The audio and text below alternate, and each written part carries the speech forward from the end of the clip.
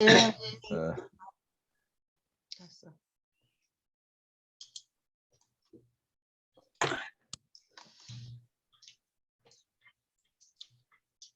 여기 화면이 보입니까? 네. 네, 오늘 아직 118편, 1장 3절이요. 118편 1장 3절. 예, 이 선생님 도문단씩 읽어주세요. 네. 어느 특정한 지능 안에서도 성숙과 시간을 의식하는 단위 사이에 직접 관계가 있다. 시간 단위는 하루, 1년 또는 더 긴 기간일 수 있지만 피할 수 없이 시간 단위는 의식하는 자아가 인생의 상황을 평가하는 기준이며 파악하는 지능은 그 기준으로 현세에 존재하는 사실을 재고 평가한다. 체험, 지혜, 판단은 필사자의 체험에서 시간 단위가 길어짐과 함께 생기는 것들이다. 인간의 머리가 과거를 거슬러 올라가서 계산할 때 머리는 지난 체험을 현재 상황에 비춰보려는 목적으로 지난 체험을 평가한다. 생각하는 머리가 앞날을 알려고 손을 뻗음에 따라서 머리는 가능한 행동이 미래에 무슨 의미가 있을까 평가하려고 애쓴다. 이렇게 체험과 지혜를 모두 계산에 넣었으니까 인간의 의지는 현재의 판단과 결정을 내리며 이렇게 지난 날과 앞날로부터 태어난 행동 계획이 존재하게 된다. 질문 있습니까?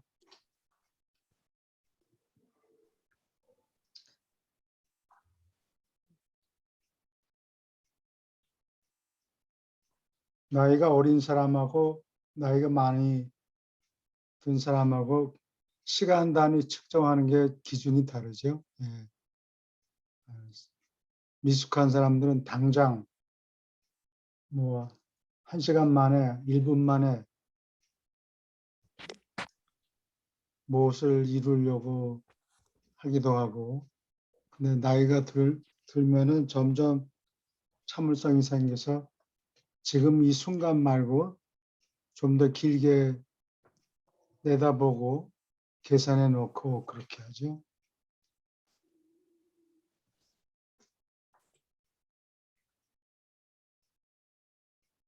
사람들이 미숙하기 때문에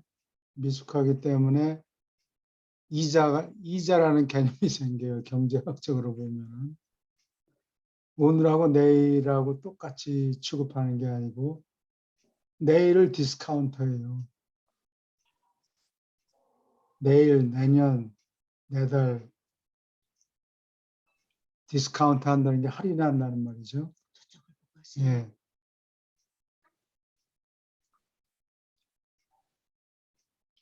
그 디스카운트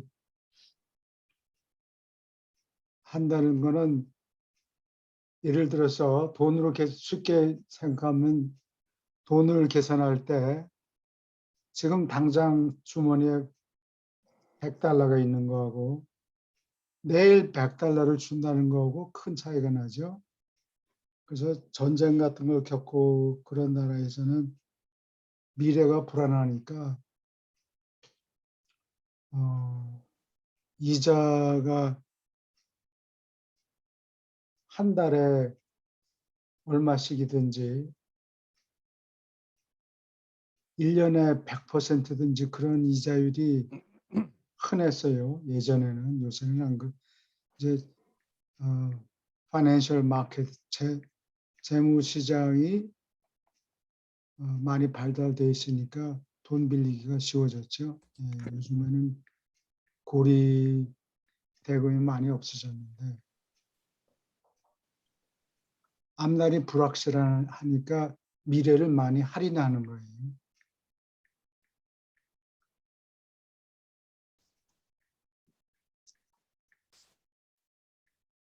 그러면은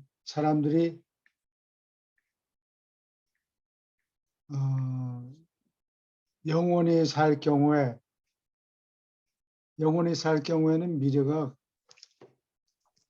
미래하고 오늘하고 내일하고 무게가 똑같으면은 그러면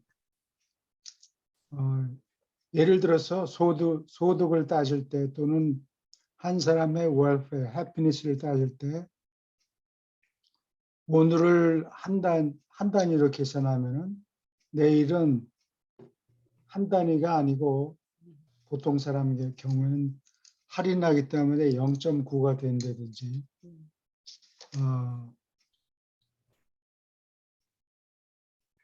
특히 전쟁 같은 거 겪고 나면은 할인율이 굉장히 높아요. 근데 무한히 사는 존재, 영원히 사는 존재,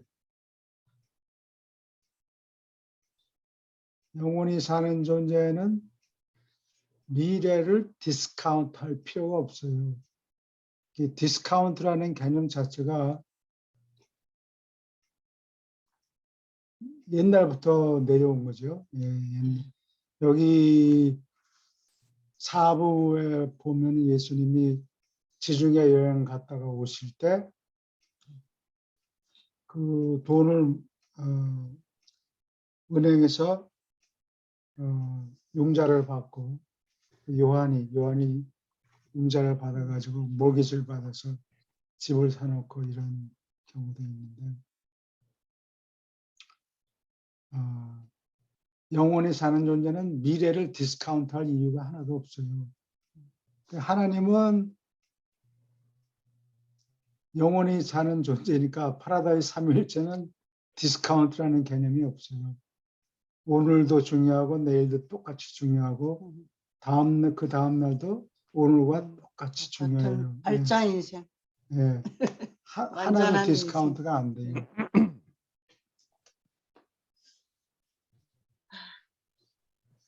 오래 사는 존재는 이거 오늘 지난번에 거북이 얘기를 했는데 거북이가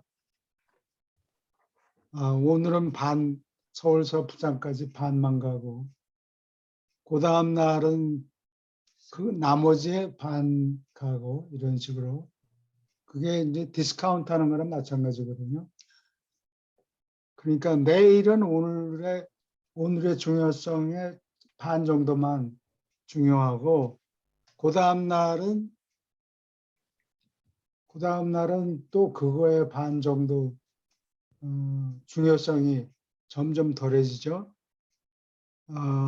우리는 아직 젊으신 분이 많으니까 코비드 때문에 디스카운트하는 일은 없죠. 원래 미래를 디스카운트하긴 하는데, 근데 이제 사망률이 높아지면은 디스카운트하는 그 할인율이 확 올라가요. 내일 어떻게 될지 모르니까. 죄송하지만 예, 디스카운트가 한국말로 하면 뭐가 좋을까요? 할인이라고 그럴 거예요. 할인. 예, 아, 내일을 할인이요. 예. 그러니까 상점에 가서 할인한다 그러죠. 이게 8알에 판다. 동양 사람들은 정가에 몇 알에 판다 이걸 강조하는데 미국, 영국에서는 메탈을 받는다보다 메탈을 깎는다라는 걸 강조한다고.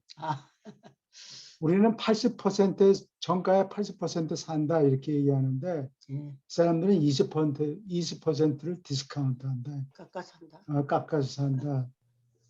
그걸 강조하죠. 똑같은 얘기인데 어떤 게 더 사람의 마음에 닿는가 그 정도가 달라요. 서양 사람하고 동양 사람하고.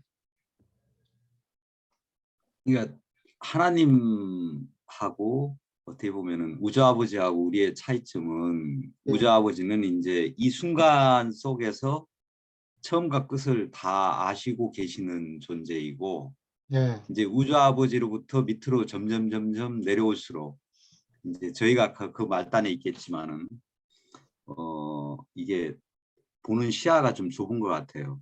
과거, 현재, 미래를 보는 시야가 예, 점점 우리가 진화해 간다는 의미가 뭘까 이런 걸 한번 생각해 보면은 점점 이것이 이제 보는 어떤 시간의 단위 이런 것들이 점점 더 확장이 돼가는 것 같아요. 공간적으로도 확장이 되겠지만은 예, 그러니까 좀 더 여유 있어지고 좀 더 뭐 그 어떤 진화해 간다는 의미가 좀 더 그런 것 같아요.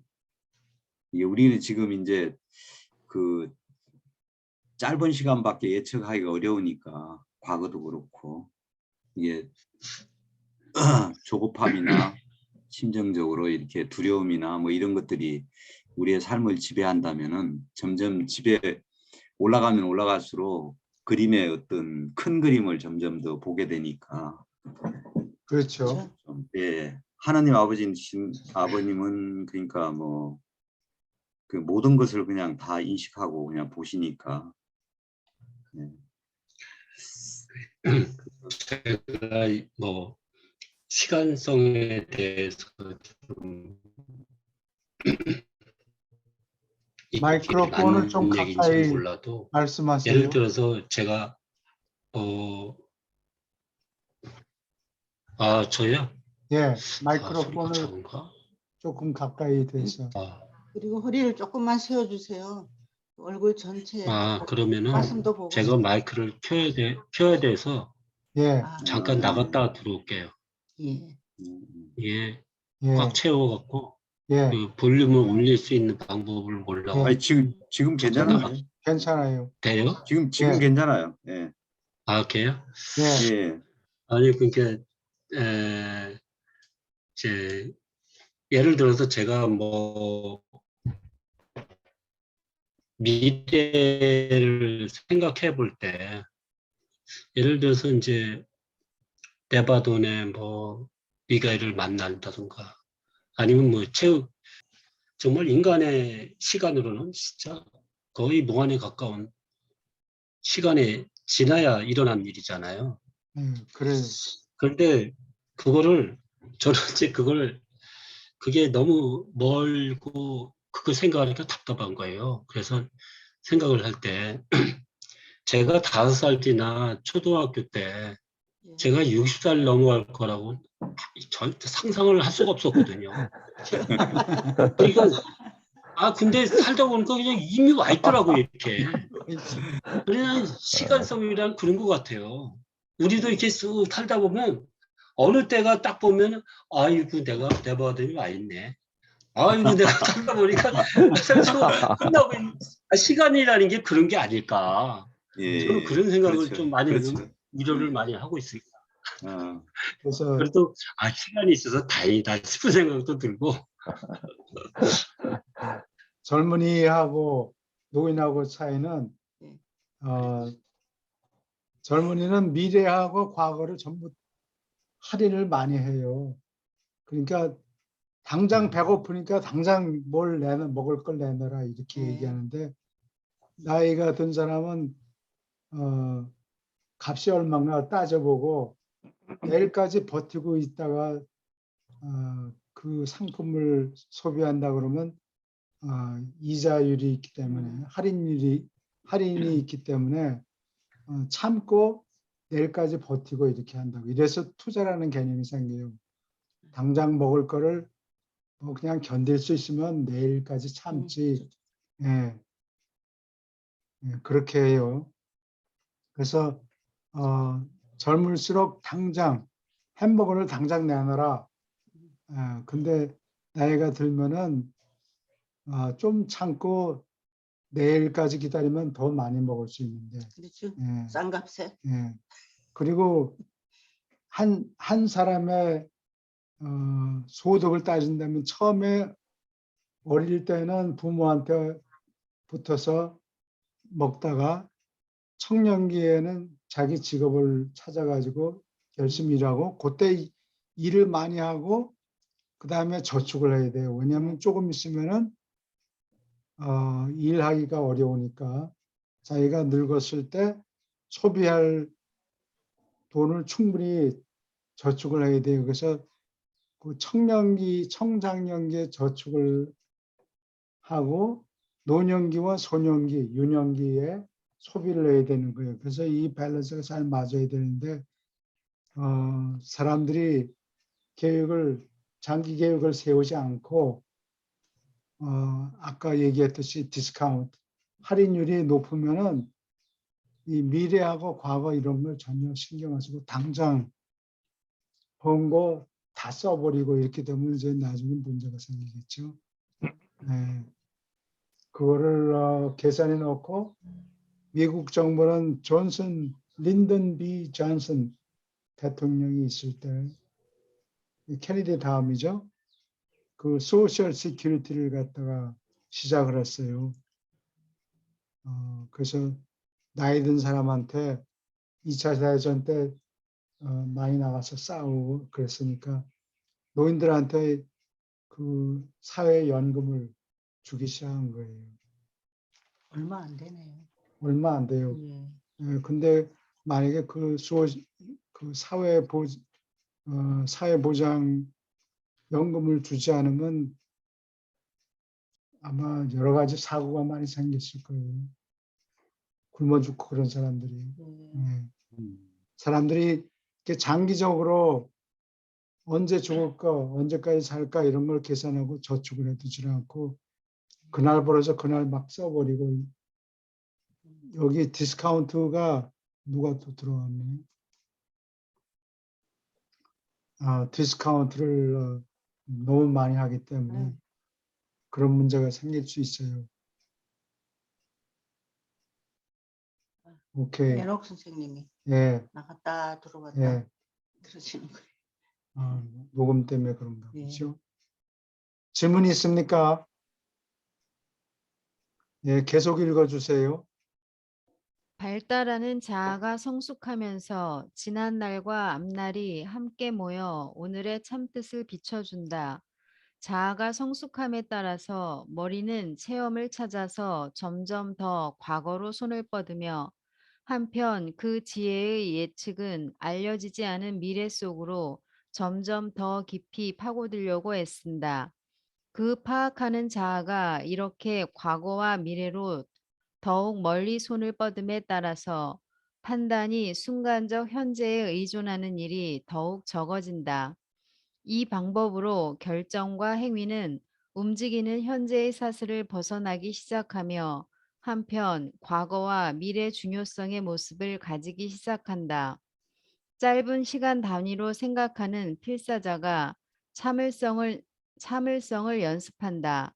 참된 성숙은 진정한 이해에서 생겨난 자제하는 태도로 참을성을 초월한다. 질문 있습니까?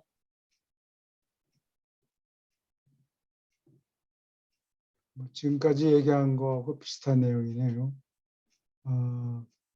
젊은 사람이 당장 벌어서 당장 다 쓰는 경향이 있어요. 왜냐하면 과거도 상관이 없고 내일도 걱정할 게 없고 걱정하지 않는 거죠.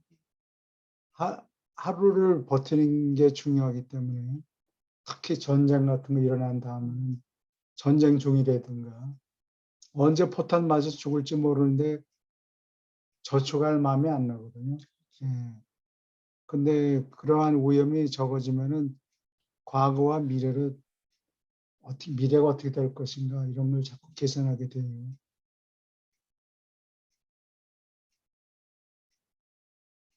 참을성 있는 사람은 저축하고 참을성이 없는 사람은 당장 소비하고 이런 문제가 생기죠. 예. 저축을 해놓지 않으면 나중에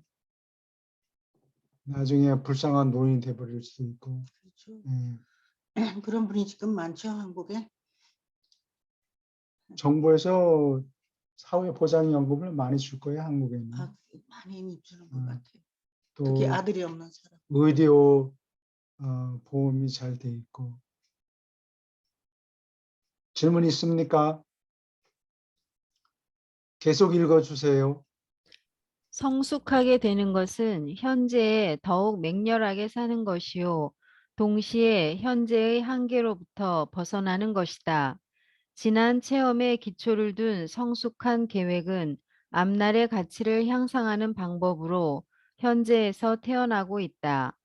미숙했을 때의 시간 단위는 현재와 비현재, 지난날과 앞날의 참 관계를 현재와 분리하는 방법으로 현재 순간으로 의미와 가치를 집중한다. 성숙했을 때의 시간 단위는 과거, 현재, 미래의 동등한 관계를 드러내도록 비례가 맞아서 자아는 비로소 사건들 전체에 대하여 통찰력을 얻고 비로소 넓어진 시야로 전체 광경의 견지에서 시간의 경치를 바라보고 아마도 시작도 없고 끝도 없는 영원한 연속체가 있는가 비로소 의심하는데 그 연속체의 조각들을 시간이라 부른다.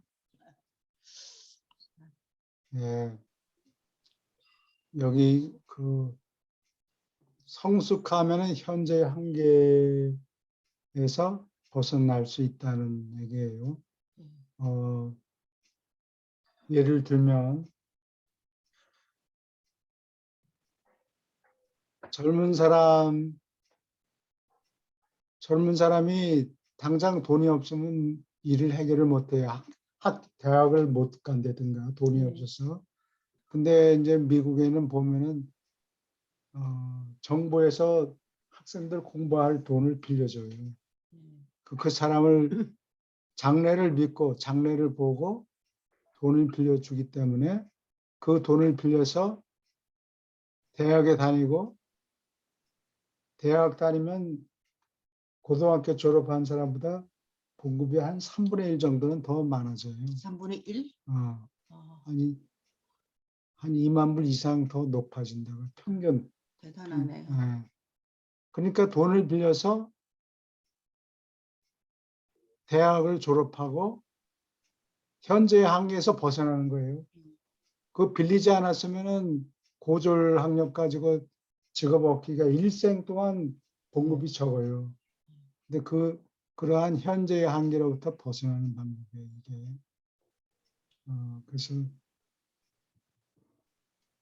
한국에는 그걸 정부에서 해주는 게 아니고 가족들이 대신하죠. 부모가 아들, 딸의 등록금을 댄다든가. 질문 있습니까? 교수님, 저는 예, 사실 이거 시간에 대한 말 자체들이 굉장히 조금 생각보다 어려운데요. 예, 그러니까 결론은 성숙하다는 거는 더 긴 시간을 바라볼 수 있다는 그런 의미인 거죠. 예. 긴 시간으로 길게 바라본다는 얘기죠. 여유가 생기게. 오늘 당장 배고픈데 배를 채우려고 그러는 젊은 사람이 있고 내일을 위해서 또는 자식을 위해서 자식은 자기의 미래니까 자식들을 위해서 배고픈 걸 참고 죽지만 않으면 되니까 저축을 해서 자식들을 위해서 투자를 한다든가 그런 개념이죠. 그러면 이제 성숙하면 이 시간 단위가 점점 길어지는데 우리가 죽고 나면 그 다음엔 또 어떻게 되느냐. 네, 말씀하세요. 유라시아스에 보면은 원시인들은 배고플 때만 생각한다고 이렇게 나와 있잖아요. 예.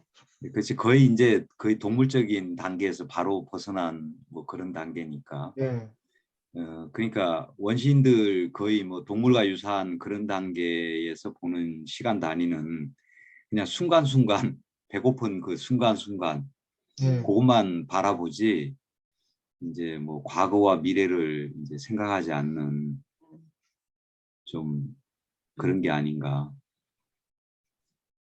우리가 이제 여기 나와 있듯이 진화 발전한다는 게 점점 더 이제 과거와 미래에 대한 통찰력을 길러나가는 그런 것 같아요. 뭐 쭉 그 부분에 대해서 이야기를 하고 있는 것 같아요. 배고플 때 생각을 한다고 되어 있고, 예, 그러니까는 어려움을 겪을 때 문화가 발달한다고. 예. 뭐야?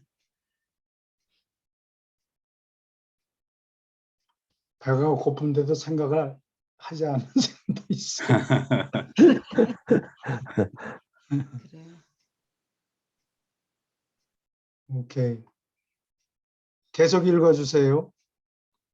무한자와 절대자의 수준에서 현재의 순간은 미래의 모든 것뿐 아니라 과거의 모든 것을 포함한다.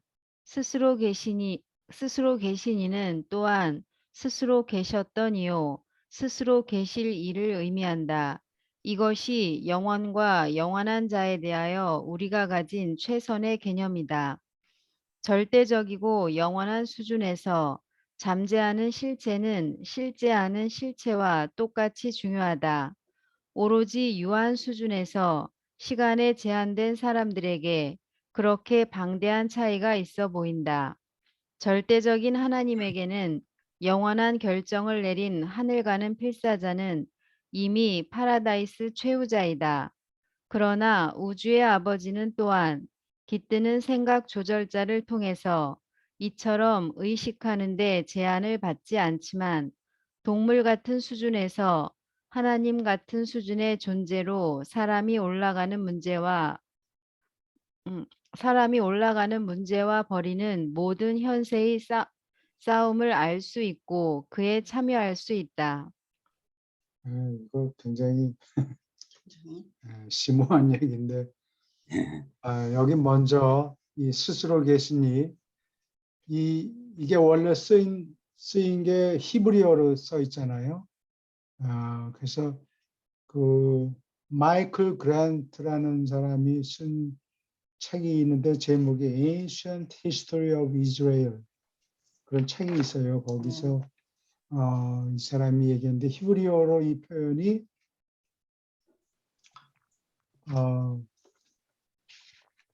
이 세 가지 의미를 갖고 있다고 그래요. 스스로 계시니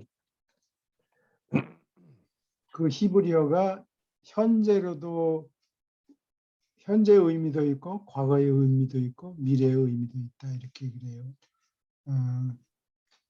여기서 얘기하는 게 바로 그런 것 같아요.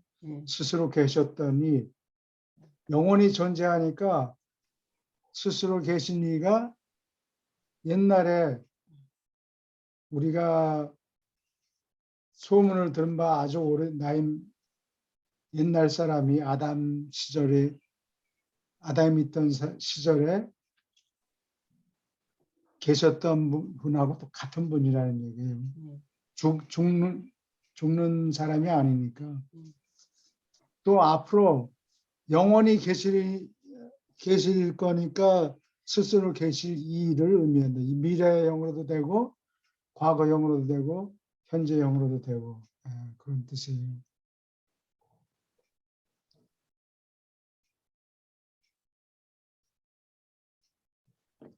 그리고 이제 사람의 경우에는 일생이 뭐 한 100년 정도 하루살이인데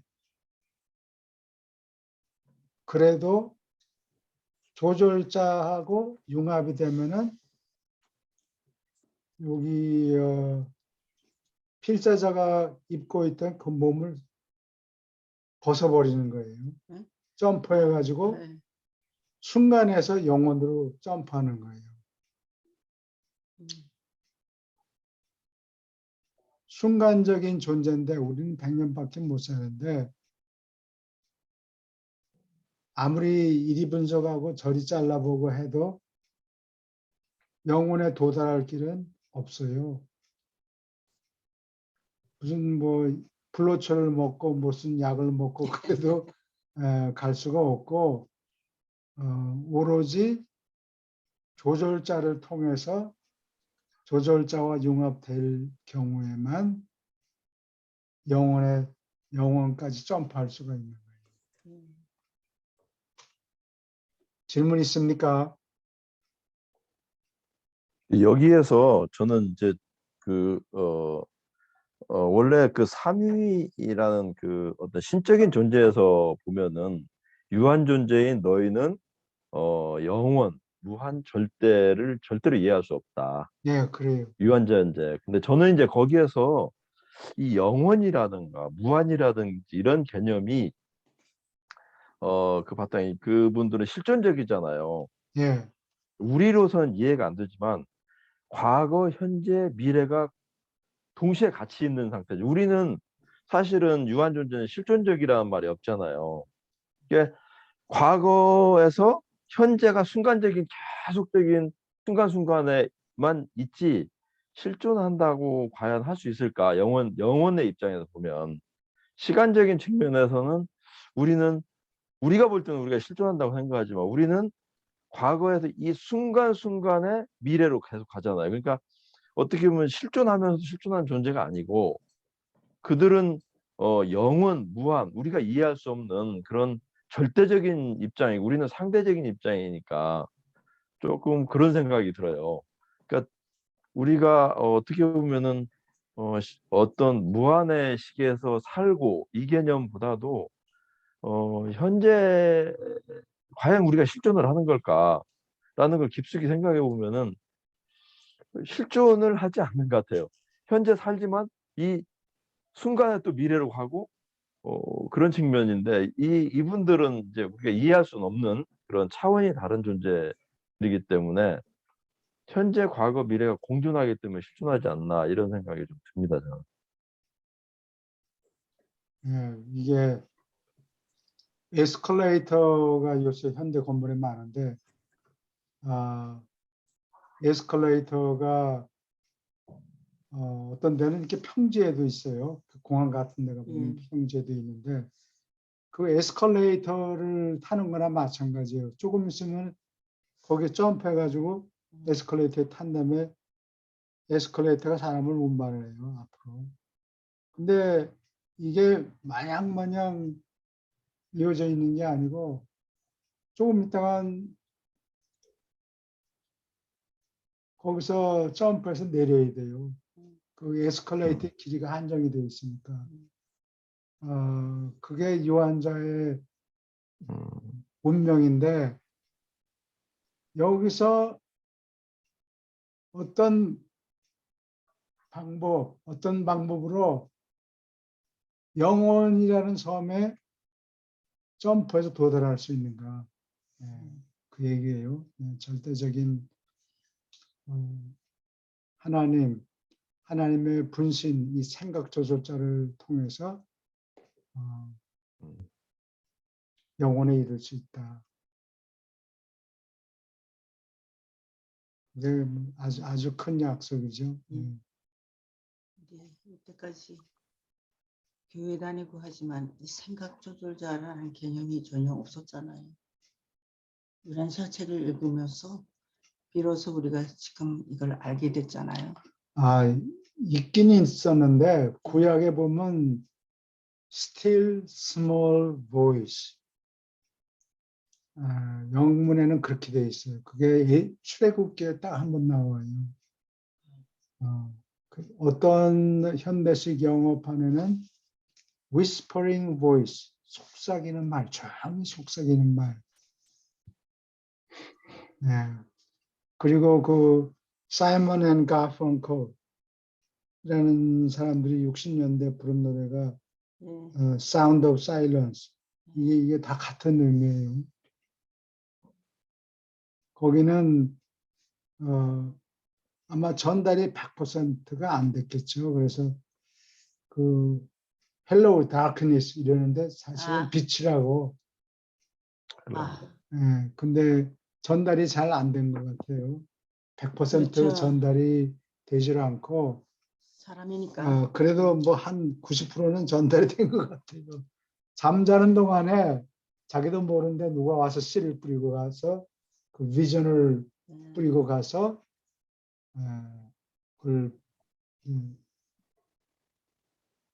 다른 사람 그 비전을 뿌리고 가니까 그 저절자가 아무리 소리를 지르고 얘기를 해도 잘 듣지 못하고 어디 쓸데없는 금송아지 앞에 가서 절하고 이런 식으로 수많은 사람들이 오케이. 계속 읽을까요?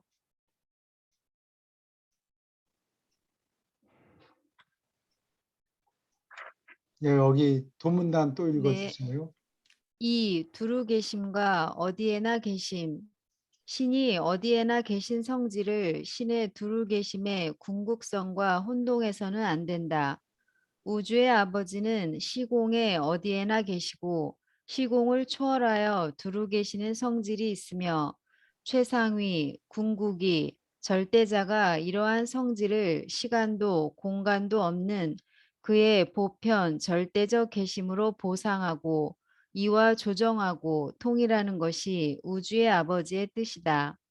그리고 신이 어디에나 계시는 성질은 아주 흔히 공간과 관련되지만 반드시 시간의 제약을 받지는 않는다는 것을 너희는 기억해야 한다.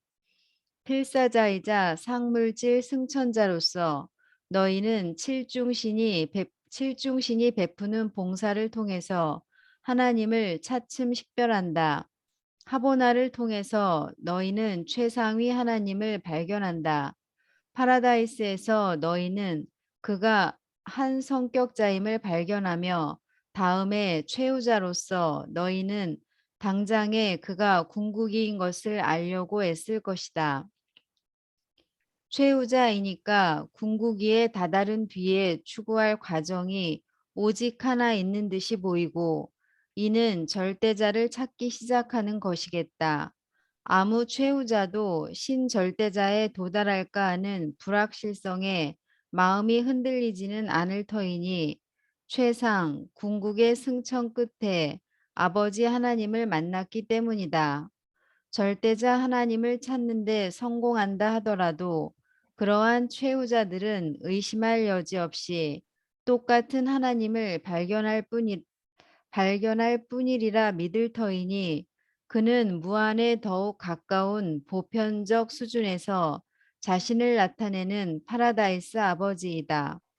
의심할 여지 없이 절대적인 하나님에 도달하는 것은 성격자들의 마지막 아버지뿐 아니라 우주들의 시초 조상을 드러낼 것이다. 예, 여기 어려운 개념이 많이 나오는데 여기 어디에나 계시면 영어에 ubiquity라고 그래요. ubiquity, ubiquitous 또는 다른 말로는 everywhereness 어디에나 계신다 이걸 얘기하는 거예요. ubiquity는 everywhere 어디에나 계신다 everywhereness 그걸 얘기하고 그러면 두루 계심이라는 건 omnipresence 모든 것에 계신다 이런 뜻이에요. 그러면 무슨 차이가 있느냐? 어디에나 계신다는 것은 공간적인 개념이에요. 여기도 있을 수 있고 저기도 있을 수 있고 동시에. 예. 근데 어디에나 계신다는 얘기는 여기에도 있고 저기에도 있고 동시에 그런 개념일 수도 있고 어느 시점에나 한 군데에 있지만 어디에나 있을 수 있다. 그런 개념일 수도 있고 그래서 그건 문맥을 따져봐야 돼요. 그리고 두루 계심이란 거는 시공을 초월해서 있는다는 얘기예요. 어느 게 더 큽니까? 두루 계심이 더 큰 거예요. 오케이, 다시 말씀드릴게요. 어디에나 계신다는 거는 everywhere, here and there, everywhere. 그러나 한 일시에 한 군데만 있는 거, 그게 보통 everywhereness라고. ubiquity가 그거라고. 예. 그래서 어떤 신학자들은 God is everywhere, ubiquitous 이렇게 얘기하는 사람들이 있고, 근데 여기에서 두루 계심이라는 건 omnipresence, 시공을 초월해서 어디에나 있다. 아까 어디에나 계신다는 얘기는 ubiquity는 공간 개념이에요. 여기에도 있고 저기에도 있고, 두루 계심, omnipresence는 시공을 초월해서 있다는 얘기예요.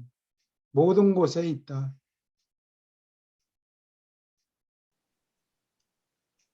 그래서 우주의 아버지는 시공이 어디에나 계시고, 요거는 유비코티를 얘기하는 거고, 시공을 초월하여 두루 계시는 성질이 있다. 요거는 옴니프레젠스를 얘기해요.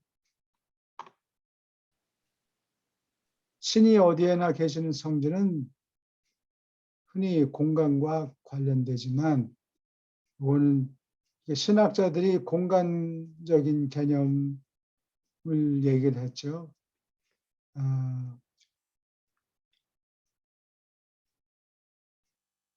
반드시 시간의 제약을 받지는 않는다. 그럴 경우도 있고, 안 그럴 경우도 있고. 아버지 개념이죠. 그래서 이렇게 우주의 아버지는 시간의 제약을 받지 않죠. 그렇죠. 예.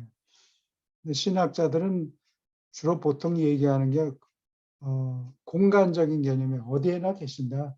여기도 계시고 저기도 계시고. 그러니까 공간적으로 계심과 그 시간과 공간적으로 계심의 차이네요. 시간과 공간적으로 어디에나 계심의 그런 요 하나, 개념이. 예, 뭐 작은 개념은 everywhereness, 예. ubiquity는 예, 공간 개념이고, 예, 예, omnipresence는 시공 초월 개념이에요. 예. 공간에다가 시간까지 초월하는. 시간까지 초월한, 예, 시공을 초월한다 이런 예. 개념이에요. 예.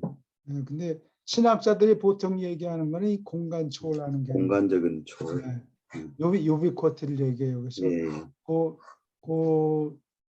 그 문맥이 무엇을 가리키는가 그거는 그때 판단을 내려야 돼요.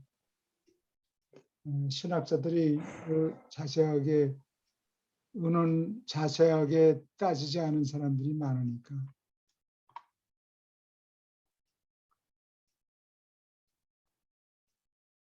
최후자는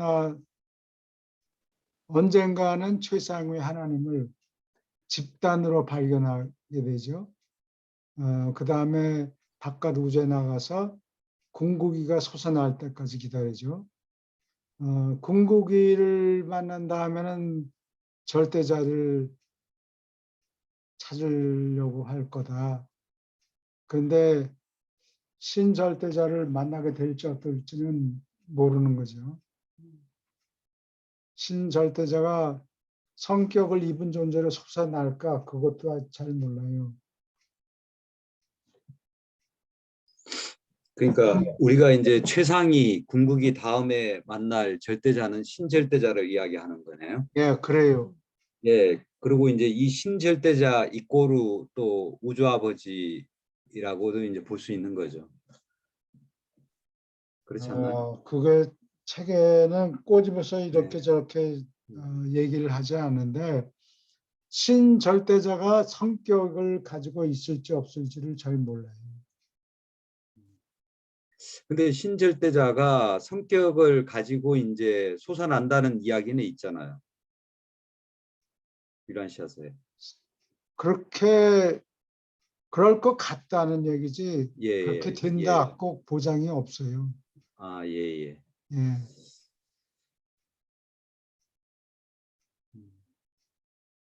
그래서 신절대자가 성격을 가졌다면 절대 위라고 해야 될 거예요. 예. 근데 거기에 대한 보장이 없기 때문에 절대자 이렇게만 적어놨어요. 한국말로 적은 게 한국말로 예, 영어로는 인간- 그런 문제가 그런 이슈가 없죠. The absolute 예, 이렇게 absolute. 얘기하면 되니까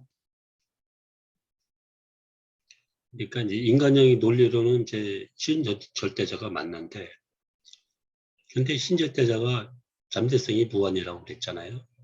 그러니까 논리적으로 안 맞는 거죠. 그거 다 채우려면은 채워야 돼. 잠재성을 다 실제로를 다 고갈시켜야 되는데, 거기는 무한이라고 그랬는데, 그게 이제 무한은 잠재성이 무한히 있다는 뜻인데, 그러니까 신절대자가 어떤 면에서는 불가능한 거죠. 그 무한을 채우려다. 그러니까 논리적 모순이 이제 나중에 이제 신 얘기할 때 나오는 것처럼, 저번에 앞에서 나오는 것처럼. 아직까지 실현되지 않은 상태이기 존재인 때문에. 그렇기 네. 때문에 그러니까 이 책도 보니까 마지막에 정리하는 게 인간적으로 너희들한테 설명할 수 없다 이렇게 하면서 그래요. 네가 생각하는 논리적 모순인데, 네. 그러면서 결론적으로 한 가지 얘기는 뭐 삼일체 다 좋은데 결국은 마지막에는 이제 우주 아버지로 하나로 다 통합이 되는 거다. 마지막에는 네. 아버지를 만나게 될 거다. 저도 제 생각에도 그럴 것 같은데요. 신절대자가 솟아나면은 우주 그렇지. 진화는 마무리되는 게 아닌가. 예, 그래서 종결자 얘기가 나중에 나와요. 그러니까 아버지로부터 이 시공의 우주가 시작이 됐으니까 그렇죠. 그러니까 채우는 또 그 마지막의 과정은 예. 아버지로 돌아가는 것이 이제 그게 맞는 것 같아요. 예. 그러니까 우리한테는 논리적으로 우리의 물질 마음으로 설명하려다 보니까 절대 차원에 대해서는 이제 모순이 되니까 사실 우리가 궁극 이상은 여기 책에서는 설명을 별로 하지 않으니까 거기는 이제 모른 척하고 있어야죠. 여기 맨 마지막 센텐스가 창조자의 영적 계심과 물질 창조 사이에는 현재 진행형 어디서나 되어가는 진화를 겪고 있는 신이 솟아나는 영토가 있다, 분야가 있다. 그런 우리가 모르는 척하는 게 아니라 모르고 있는 거 아니에요? 예, 그래요. 모르는 척한다는 우리가 아는데 모르는 척하는 거고 우리 사실 모르잖아요. 오케이. 계속 읽어주세요. 거기 위에 3절부터 읽을게요. 오케이. 최상위 하나님은 신이 시공에 두루 계심을 보여주는 것이 아닐지 모르지만 그는 글자 그대로 신이 어디에나 계심의 분명한 표현이다. 창조자의 영적 계심과 물질로 나타난 창조 사이에는 어디서나 되어가는 진화하는 신이 우주에서 솟아나는 광대한 영토가 있다. 최상위 하나님이 언젠가 시공 우주의 통제를 직접 맡는다면 그러한 신의 행정이 궁극위의 전반적 통제 밑에서 작용할 것이라 우리는 확신한다. 그러한 경우에 궁극위 하나님은 전능한 최상위의 행정 기능에 관하여 초월 시간 및 초월된 공간의 전반적 통제권을 쥐는 초월 전능자, 만능자로서 시간 세계의 우주들에게 비로소 명백히 나타날 것이다. 아래도 읽을까요? 네, 그거 마저 읽으세요. 필사자의 지성은 우리처럼 물을지 모른다. 대우주에서 행정 권한을 얻기까지 최상위 하나님이 진화하는데 궁극이 하나님의 명시가 늘어나는 일이 따른다면 바깥 공간에서 생길 것이라고 가상된 여러 우주에서 그에 해당하는 궁극이 하나님이 출현할 때도 비슷하게 출현할 때도 비슷하게 뒤이어 절대자 하나님의 계시가 늘어날 것인가? 그러나 우리는 정말로 모른다. 여기까지 질문 있습니까?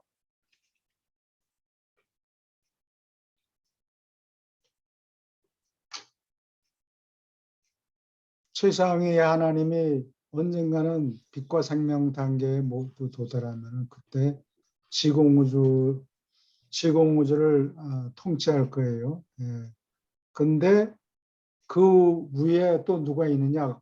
궁극이가 있어요. 궁극이 밑에서 일할 것이다. 지금 현재는 최상위 하나님이 솟아나지 않았지만 그 밑에서 옛적부터 늘 계신 이들이 행정을 보고 있죠. 그러면은 최상위 하나님이 솟아나면 옛적부터 늘 계신 이 21명이 그 밑에서 일을 할 거예요. 마찬가지로 궁극이 밑에서 최상위 하나님이 일할 것이다. 어디서? 이 바깥 시공우주는 완전하게 됐고 나머지 제1에서 제4 바깥 공간까지 거기 행정을 돌볼 거란 얘기예요. 그럴 경우에 초월 시간 및 초월된 공간 이거는 시공 세계를 넘는다는 얘기죠. 시공 세계를 넘는다는 얘기예요. 초월 시간, 초월 공간, 바깥 우주를 얘기하는 거예요. 질문 있습니까?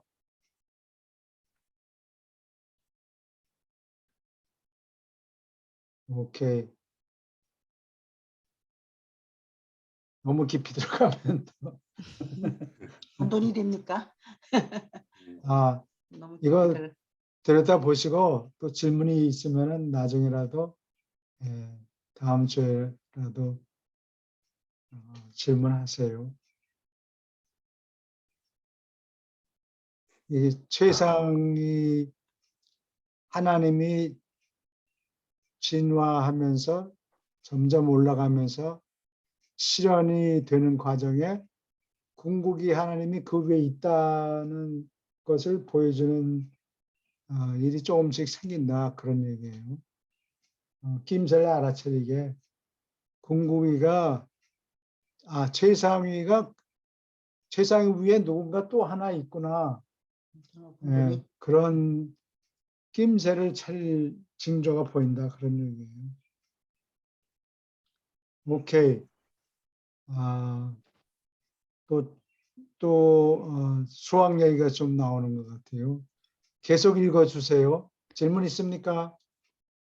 예, 저기 아까 뭐 여러 가지 얘기를 했는데요. 예, 우리 유한 세계에서 조금만 내려주실래요? 예. 유한 세계에서 이 뭐 초월 시간이라든지 초월 공간이라든지 그리고 무한 영원 이런 게 나오는 데서는 우리 차원에서는 뭐 이걸 모순이다 이 얘기하고 잘못됐다 이 얘기하고 앞뒤가 안 맞는다고 얘기를 도저히 할 수가 없을 것 같아요. 이해 자체가 안 되니까. 예, 그렇죠. 그래요. 이 존재들이 어떻게 설명을 해도 우리는 이걸 이해할 수는 없을 것 같아요. 초월 시간이라고 하면은 그러니까 시간을 초월한다고 하는 것은 어느 정도 이해를 할 수 있고 그런데 초월 공간, 시간 이게 뭐 정말 궁극 전 도저히 이것은 유한 세계에서 아무리 그들이 설명을 해도 어떻게 우리가 무한을 제가 아까 뭐 절대적이니 무한이 영원히 얘기하는데 우리가 과연 영원을 이해할 수 있을까요? 전번에 교수님께서 무한대에다가 조금 한 개라도 더 더할 수 있고 10개 더할 수 있고 우리는 계속 더하고 싶은 생각이 많잖아요. 그렇지만 더해봐야 무한대거든요. 좀 부족한 것이 있어 더 채우고 싶어도 그게 무한대 빼기 뭐 그러니까 도저히 이쪽의 영역은 우리의 이해로는 다가갈 수 없는 영역 같아요. 우리는 어떻게 보면은 지구에서 깨닫는 것은 깨달을 수가 있죠. 어떻게 보면 상대적으로 깨닫는 것이지 절대적인 입장에서는 깨달을 수가 없어요. 자기가 아무리 그 훌륭하게 깨우침을 가졌어도 그 사람 혼자 깨달은 거지 우주적인 입장에서 깨달은 건 아니고, 그래서 이 부분은 어떤 논리적인 측면에서 토론을 한다든지 이것은 상당히 제한적인 것 같습니다. 제가 보기에는. 네. 여기 말뜻만 조금 설명을 드릴게요. 여기 초월 시간 및 초월된 공간. 이게 무슨 얘기냐? 7 초우주가 있는 거를 대우주라고 그러는데 그거를 시공세계라고 그래요. Time and Space. 그것을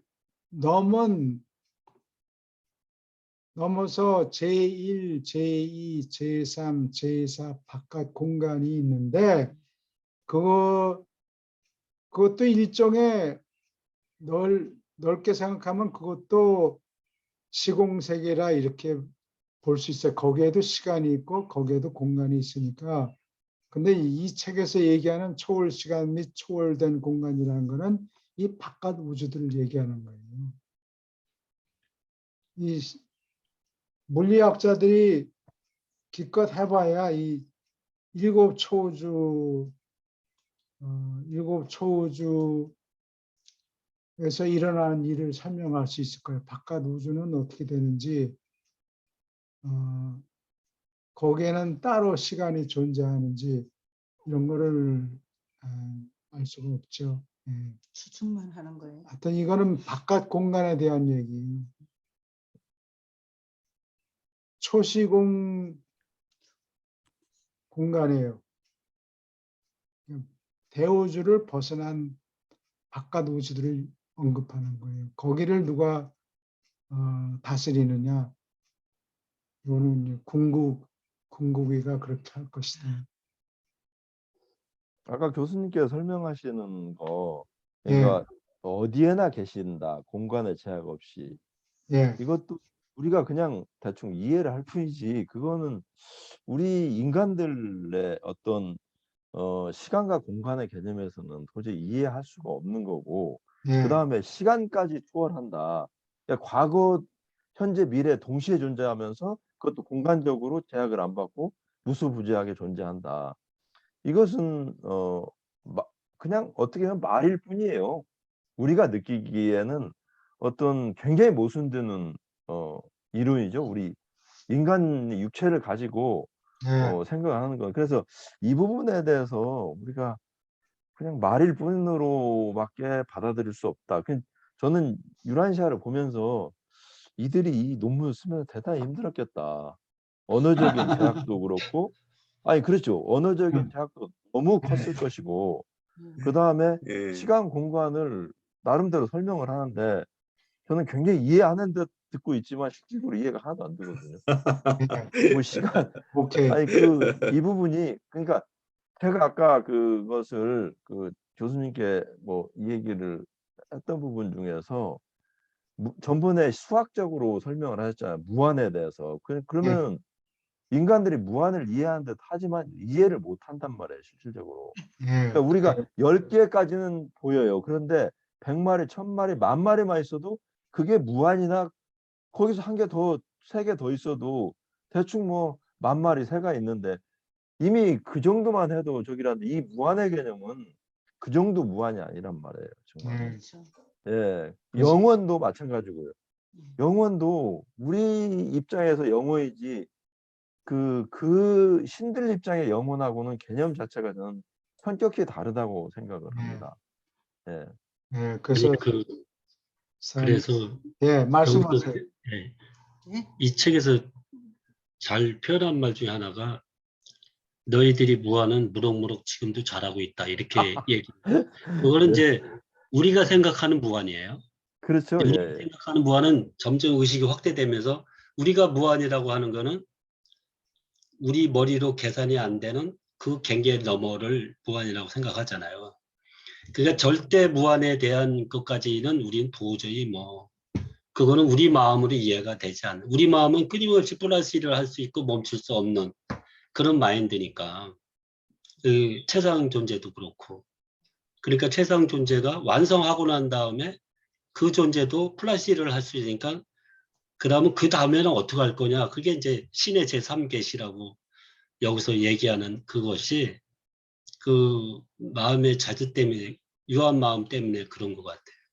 그러니까 우리가 얘기하는 마음하고 이제 이 여기에서는 아니 무한하고 여기서 얘기하는 진짜 무한자의 무한하고는 진짜 무한자만이 이해할 수 있는 아는 것이 무한 그 무한이 된 것 같아요.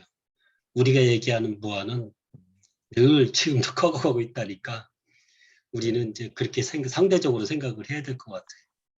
네, 맨 여기 처음에는 최상 존재라든지 우주나 하느님을 우리가 알 필요가 있을까? 저는 사실은 처음 책을 읽으면서 그런 생각을 했어요. 그런데 저는 이 챕터를 보면서 굉장히 많이 느낀 게, 야, 우리가 결국은 우주에서 적응하면서 살아야 되기 때문에 결국은 신을 이해하고 우주를 이해해야 된다. 그래서 저는 이 챕터가 굉장히 사실은 유란시아를 읽는데 새롭게 많이 느끼게 된 부분 중에 한 부분입니다. 그렇죠.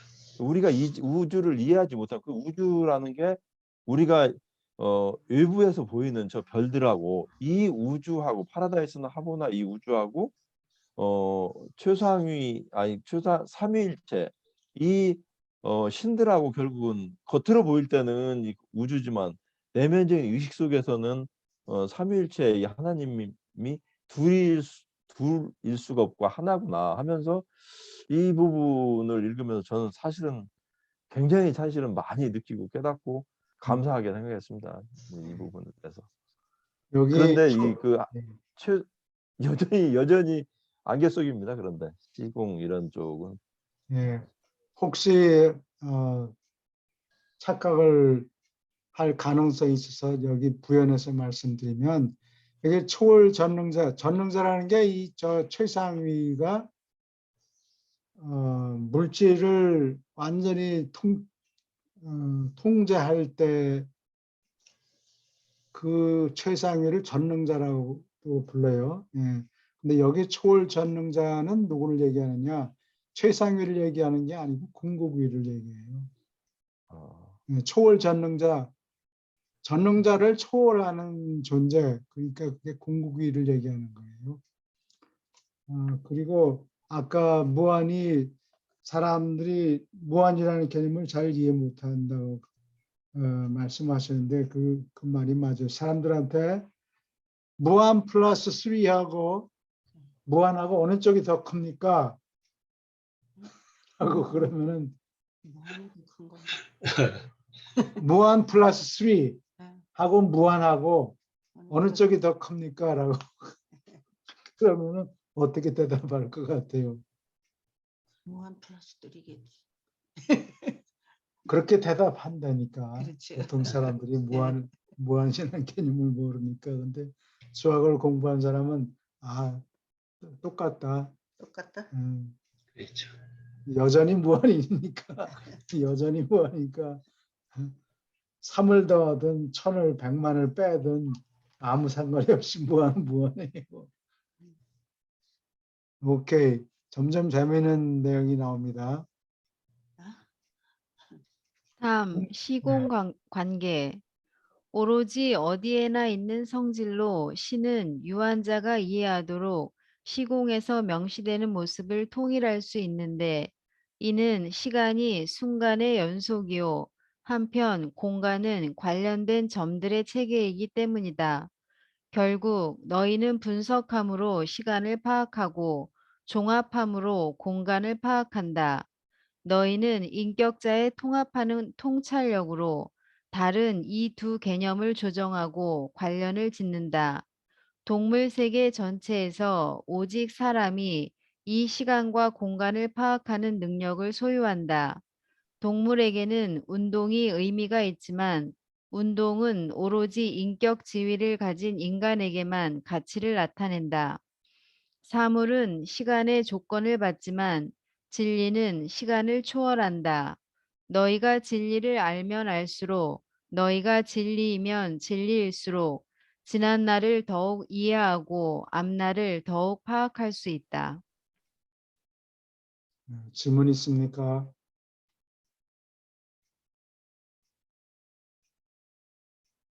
교수님께서 아까 예, 그 사람이 성숙할수록 시간의 그 과거의 개념이나 미래의 개념을 좀 확장해서 보면서 지혜를 좀 갖고 성숙하지 않을수록 순간적으로 판단한다고 그랬는데 여기서 이제 동물에게는 운동이 의미가 있고 뭐 이렇지만 동물에게는 시간이 없죠. 그러니까 저 교수님. 예. 예. 그러니까 그 지난 날을 회상한다든지 미래를 추측할 수 있는 그 지적인 생명체만이 시간이 공유되는 것이 있는 것이죠.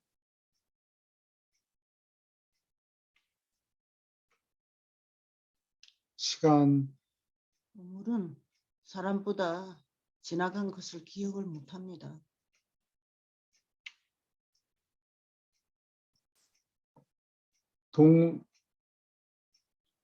동물하고 고등동물 중에서도 동물하고 사람하고 차이가 너무 커서 진화적으로 점프하기 힘들다고요. 그러니까 사람이 그 시간과 공간을 파악하는 능력이 있는데 그러한 인간을 만들려면 중간 단계에 다른 동물들도 어렴풋이나마 시공을 짐작하는 동물들이 있어야 되겠죠. 그렇지 않으면 진화에서 점프를 해버리고 그 미싱 링크가 생긴다고. 그러니까 이제 다람쥐 같은 놈은 이 씨앗, 그걸 뭐라 그러지? 먹이, 도토리. 도토리를 갖다가 이게 자꾸 저장하잖아요, 입속에다가. 볼에다가. 볼에다 저장하고 그걸 자기 굴 속에다가 저장해 놓고 그러니까 하등 동물 중에서도 그런 저축하는 성향이 조금 있긴 있어요. 미래를 내다보기 때문에 저축하는 거죠. 예, 그래요. 음. 그리고 사람만이 도구를 쓰는 게 아니고 도구를 쓸 줄 아는 사람을 만들려면은 사람을 진화시키려면은 그 전 단계에 도구를 쓸 줄 아는 보통 동물도 만들어 놔야 되는 거예요. 예. 예. 음. 여기는 조금 과정을 한 거예요. 예. 근데 이 끄트머리에 보면은 동물에게 동작이 의미를 갖긴 하지만 동작은 개인성 아니죠. 그 저기 퍼스널리티의 이게 제가 죄송합니다. 다른 책을 보고 계십니까? 인격 지위를 예, 예, 가진 예. 인간에게만 예, 예. 일반적인 얘기가 100% 절대적으로 이렇다는 얘기가 아니고 예. 하등 동물에도 조금 낮은 동물에도 이러한 성향이 있다.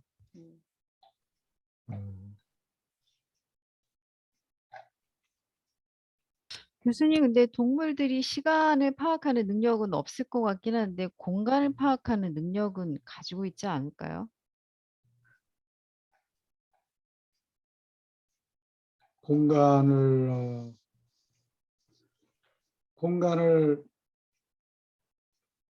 공간을 파악하겠죠. 예, 어느 정도. 이게 전혀 공간을 모른다는 얘기가 아니고 고등동물에 가까이 갈수록 시공을 파악하는 정도가 좀 높아질 거예요. 새가 겨울 되면 멀리 갔다 오잖아요. 그럼 공간을 파악하기 때문에 갔다 오는 거예요. 따뜻한 곳으로 갔다가 돌아오잖아요. 예. 여기서 동물 세계 전체에서 오직 사람이 이 시간과 공간을 파악하는 능력을 소유한다. 시간의 측면에서는 과거의 경험과 이런 것을 바탕으로 해서 경험과 체험을 바탕으로 더 진보 발전할 수 있는 그러한 지혜를 갖고서 가기 때문에 시간은 좀 명료한데 공간의 부분에서는 조금 요게 좀 의구점이 생기네요. 이 부분에서. 예. 아까 제 1절에서 보면 끄트머리 동물에서는 운동이 의미가 있지만 운동은 오로지 인격 지위를 가진 인간에게만 가치를 나타낸다. 그러니까 동물이 운동이 의미가 있다는 말이 조금 애매하네요. 중요성이 있다. 예. 중요성이 significance, 있다. 네. significance라는 뜻이에요. 예. 인간에게 가치를 나타낸다는 거는 그러니까 이게 예, 그건 당연한 얘기인데 만약 선택할 수 이게 있는 두세 가지 옵션이 있으면 그 중에서 그 공간적으로 어떠한 결과가 생기는가 그걸 생각하고 거기서 그 중에서 고를 수 있다는 얘기죠. 가치를 나타낸다는 얘기는 인간이 예를 들어 가지고 비교를 할 수 있다는 얘기예요. 예를 들어서 이제 제비가 이게 그 진흙이나 이런 걸 가져와 가지고 집을 짓잖아요. 예. 여기다 집을 짓고 이제 새끼를 낳기 위해서 거기다가 둥지를 만들어 가지고 집을 짓는데 이거는 어떻게 보면은 이 본능에 가까운 어떤 그게 여기 운동이라고 나와 있는데 본능에 가까운 어떤 활동이 아닌가 그거는. 본능적으로 이들이 이제 아까 이제 교수님이 이제 저걸 이제 저장하는 그런 것도 있었지만은 그 먹이를 저장하는 그런 것도 이제 예를 들어 갖고 이제 설명해 주셨는데 그들이 이제 그건 그 유전자 코드 안에 들어있는 어떻게 보면 종족 번식을 위한 본능에 가까운 이걸 본능에 이제 가깝게 시간과 공간을 파악해서 어떤 의사결정을 내린다기보다는 우리 인간들 같으면은 뭐 그런 본능도 있겠지만은 이제 그런 본능하고 배치되는 이제 그런 의사결정도 저희들이 가끔 하는 경우들이 있잖아요. 그게 이제 그런 좀 차이가 있지 않나 뭐 그런 생각을 해보게 됩니다. 공간을 파악을 해서가 아니라 본능으로 그걸 아는 거예요. 그 말인 거예요. 그러니까 본능과 어떻게 보면은 본능과 이제 그 의식적인 행동, 저희 인간같이 이제 시간과 공간을 이제 파악해가지고 또 거기다 의미나 가치를 부여해서 하는 우리 인간들은 이제 의미나 가치를 부여해서 하는 행동이 있는 거고 동물들은 이제 그 의미나 가치를 부여해서 한다기보다는 그것이 이제 본능적인 게 좀 반응. 본능적인 반응이 아닌가 그것이. 예. 제가 여기서 운동이 의미가 있다고 해서 의미를 아는 건가 이렇게 생각인데 중요성이 중요성을 그러니까 그건 본능적인 어떤 시간과 공간에 대한 어떤 본능적인 자기 생존을 위해서 알고 있는 그런 반복적인 행동이네요. 그러니까 그러니까 이제 아까 뭐죠 이제 다람쥐 같은 경우는 공간을 옮겨갈 수가 없으니까 그 공간 속에 살아야 되니까 겨울을 나야 되고 이러니까 그 공간 속에서 본능적으로 어떻게 보면은 저장을 이제 해야 되는.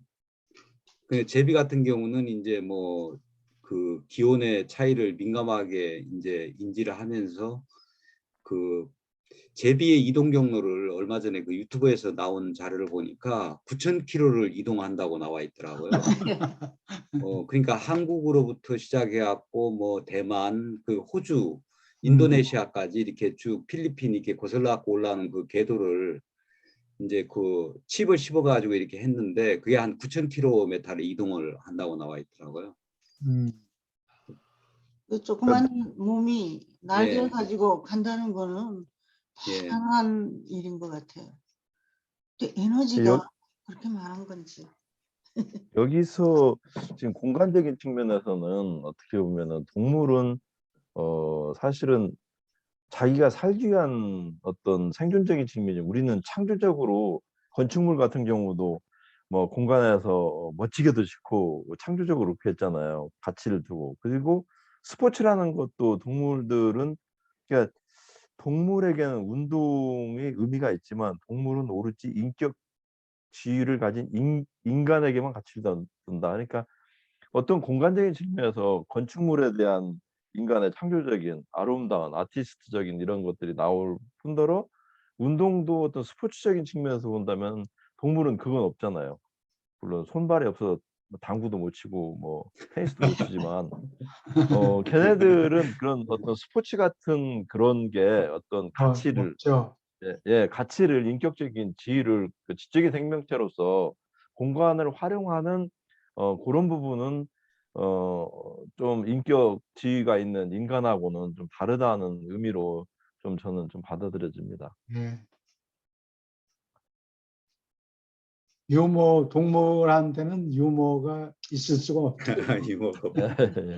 또 그렇죠. 경쟁하는 게임, 좀 배구나 축구 이런 네. 게임 하자는 개념을 다른 동물한테 가르칠 수가 없어요. 그 아니 의미와 그 가치를 느낄 수가 없으니까 네. 걔들은 의미와 아니 가치를 갑자기 저기 네. 개나 소가 쪼크한다고 생각하면 아유 그건 소름 끼친다.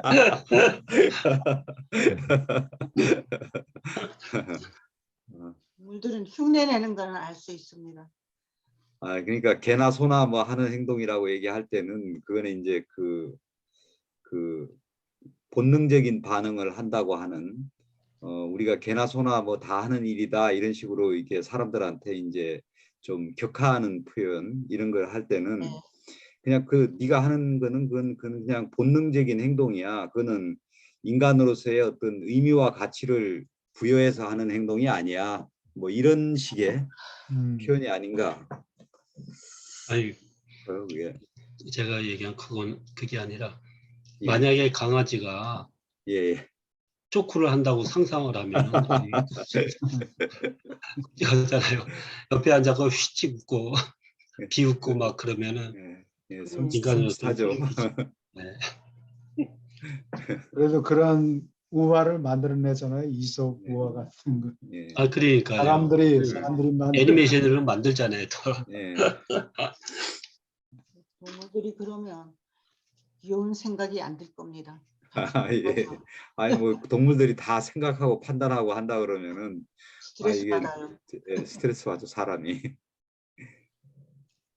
오케이. 한 예수님 30분 편. 남았는데 예수님 편으로 넘어갑시다. 어디까지 했어요? 여기 118. 3장 2절까지 3장 했어요. 2절.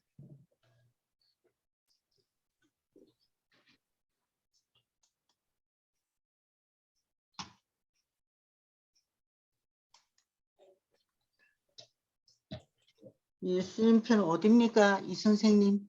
193편에 3장 할 차례예요. 3장. 여기. 오케이. 어느 분이 읽어 주시겠습니까?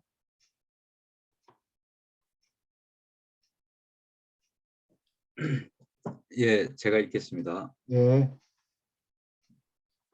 3. 예루살렘에서 마지막으로 나타나다. 5월 18일 목요일 아침 일찍 예수는 상물질 성격자로서 땅에서 마지막으로 나타났다. 11사도가 마리아 마가의 집 2층 방에서 아침을 먹으려고 막 앉으려고 할 때 예수는 그들에게 나타나서 말했다. 너희에게 평화가 있을지어다. 내가 아버지께로 올라갈 때까지, 아니 내가 진리의 영을 보낼 때까지도 나는 너희에게 여기 예루살렘에 머물라고 부탁하노라. 진리의 영이 모든 육체에 곧 퍼부어지고 그는 하늘로부터 권능을 너희에게 부어주리라. 열심당한 시몬은 예수를 가로막고 물었다. 그러면 주여, 당신은 하늘나라를 회복하시겠나이까? 하나님의 영광이 땅에서 나타나는 것을 우리가 보리이까? 시몬의 물음을 듣고 나서 예수는 대답했다. 시몬아, 너는 아직도 유대인 메시아와 물질적 왕국에 대한 관한 옛 관념에 달라붙느니라. 그러나 영이 너희에게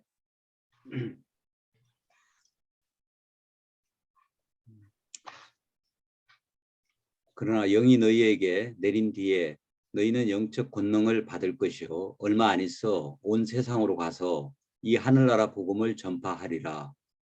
아버지가 나를 세상으로 보내신 것 같이 나도 마찬가지로 너희를 보내노라. 그리고 너희가 서로 사랑하고 믿기를 바라노라. 유다는 사랑이 식었기 때문에 너희 충실한 형제들을 믿으려 하지 않았기 때문에 이제 더 함께 있지 않느니라. 사람이 혼자 있는 것이 좋지 않고 아무도 혼자서만 살지 않느니라. 이렇게 적힌 곳을 성서에서 너희는 읽지 아니하였느냐. 그리고 또한 쓰였으되 친구를 가지고자 하는 자는 스스로 친절을 보여야 하느니라.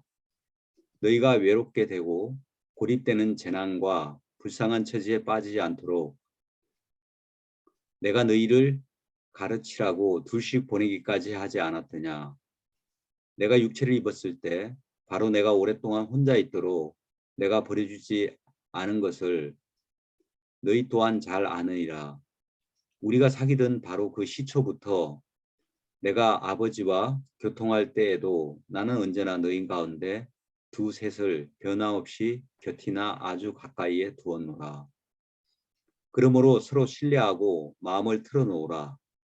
그리고 내가 너희를 세상에 외로이 두고 떠나려 함으로 이것이 더군다나 필요하니라. 때가 왔느니라. 나는 아버지께 가려 하노라. 말씀을 마치고 나서 그는 함께 오라고 손짓했고 그들을 올리버 산으로 이끌고 나갔다. 거기서 유란시아를 떠나는 준비로서 그들에게 작별을 알렸다. 이것은 올리버 산까지 가는 엄숙한 여행이었다. 그들이 위층방을 떠날 때부터 예수가 올리버 산에서 함께 멈추었을 때까지 아무도 입을 열지 않았다. 이 마지막 나타난 것이 19번째인가요? 19번째죠. 네. 예, 19번째 그러니까까지 이제 예수님이 이 지상에 나타나셨네요. 삼일째 모습으로.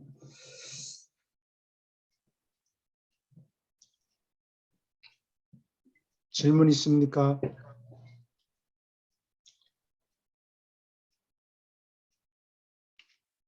여기서 부탁하는 거는 제자들끼리 최소한도 이렇게 둘씩 예. 같이 있으라.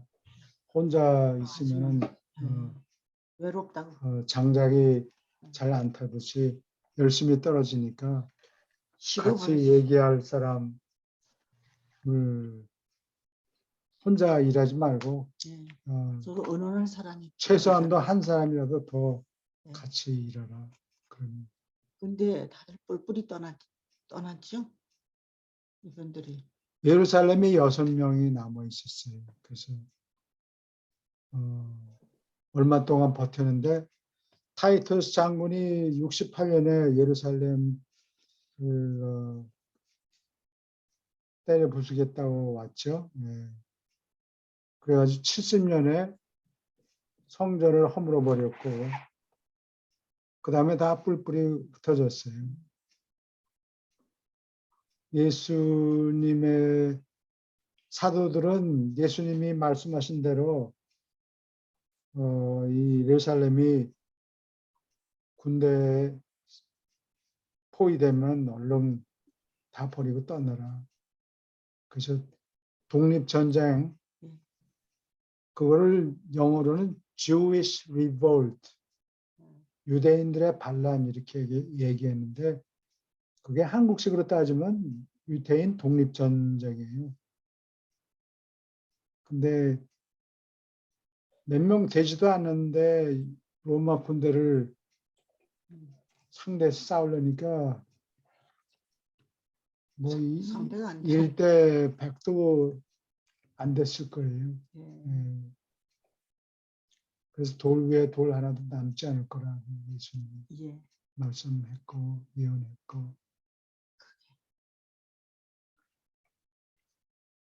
그런데도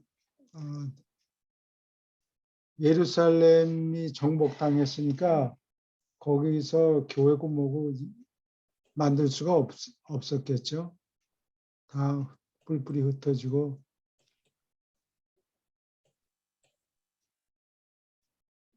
사람들이 그리스 신자들이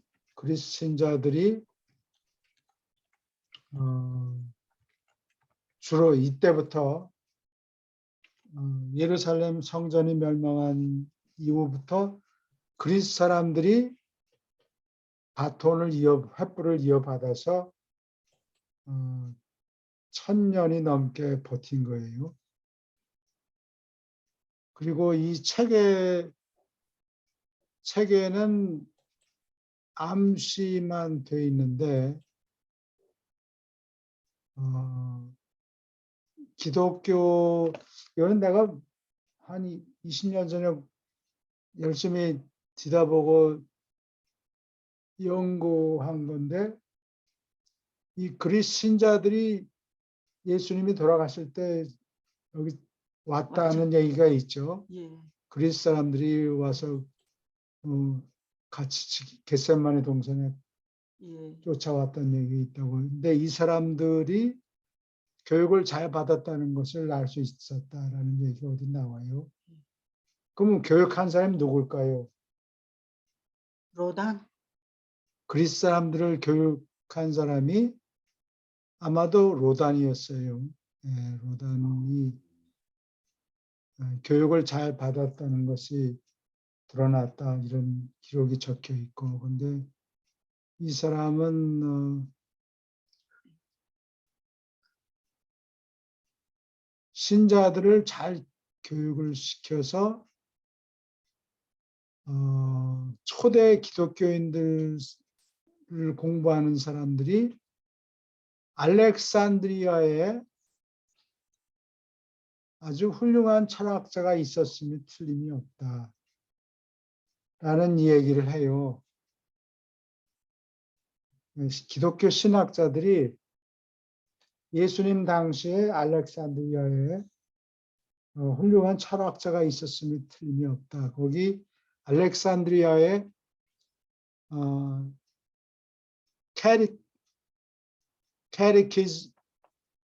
Catechetical School of Alexandria. 캐티키즘이 뭔거니 그리스 말로 신조 문답 뭐 이런 문답서예요. 그래서 이 선생님이 혹시 들어보셨을지 모르겠는데 캐톨릭 신자로서. 캐톨릭 신자들이 문답서가 있어요. 교리 문답서가 있어요. 그래서 뭐 1000가지가 넘는 교리가 있어요. 그래서 그 독실한 카톨릭 신자들은 그 캐티키즘 문답서를 공부하는데 책이 뭐 한 몇백 페이지쯤 될 거예요. 그래서 그거를 뒤다 보면 무슨 동정녀 뭐 마리아에게서 태어났다는 등 뭐 여러 가지 교리가 담겨 있어요.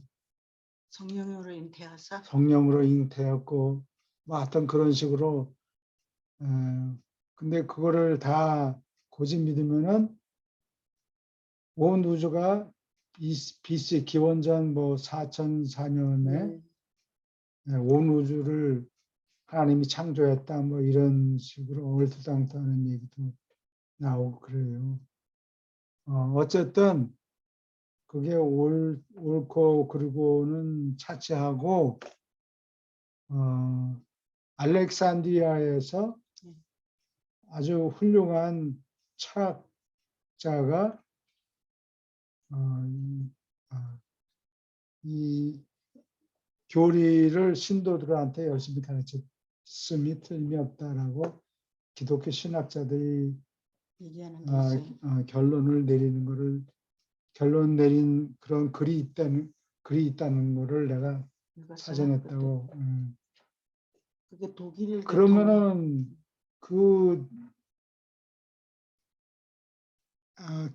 Catechetical School of Alexandria. 이 교리문답을 가르치는 알렉산드리아 스쿨이 누가 만들었느냐? 전통에 따르면 마가복음을 쓴 그 마가가 이 학교를 세웠다는 게 전통이에요. 하여튼 예루살렘에 있는 건 다 망해버렸고 그 다음에 살아남은 게 알렉산드리아가 나머지가 제일 크고 그 다음에 무슨 로마에도 사람들이 가고 또 안티오코에도 가고 거기 안티오코는 사람들이 많아서 기독교인이라는 명칭이 처음으로 쓰였다고 그래요. 이 사람들을 일컫느라고 이 사람들을 기독교인이다, 크리스찬이다라고 이름을 붙였어요. 안티오코에서 처음으로.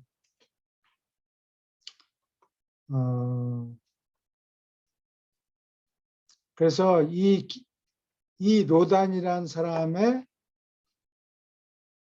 지금 내가 얘기하는 거는 증거를 대라 그러면 증거는 될 수 없어요. 근데 그러면 알렉산드리아에 유명한 철학자가 있어요. 로단뿐이 없지. 그건 유란시아 책에만 있는 얘기 아니에요? 유란시아 서에만 있는 얘기예요. 그리고 이 사람들이 교육을 잘 했기 때문에 300년, 서기 300년까지 알렉산드리아에서 유명한 기독교 신학자들이 생겼는데 클레멘트라는 사람, 이 사람들을 뭐라고 얘기하는 Apostolic Father라고 그래요. 그래서 Apostolic Fathers, 사도급에 속하는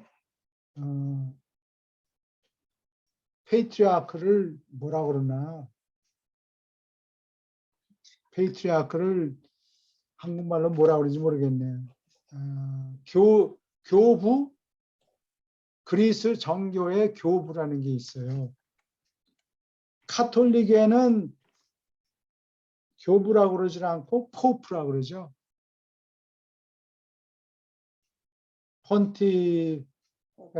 폰티프 맥시무스. 카톨릭에는 교황이라고 그래요.